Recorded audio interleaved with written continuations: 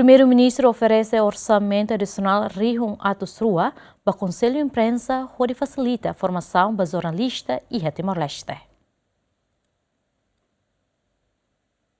Rafoina apresenta plano orçamento tina Rihun Rua Ronulu Resin Lima para comitê revisão orçamento. Presidente Konsellu Imprensa hodi Konsellu Imprensa la propõe orçamento adicional, mas o primeiro-ministro iniciativa RASIC oferece orçamento adicional Rihun Atus Rua para Konsellu Imprensa. O objetivo é Fasilita Formasaun para jornalista sira e Timor-Leste. A mim lá usa adicional, mas também hareba área comunicação media importante tebes by itinerai, para público sira então primeiro-ministro decide atu oferece adicional da AMI para a bele paga atividade sira para atu capacita atu eleva luta capacidade jornalista sernia atu hacker notícia nebe qualidade luta tuir padrão asa código ético.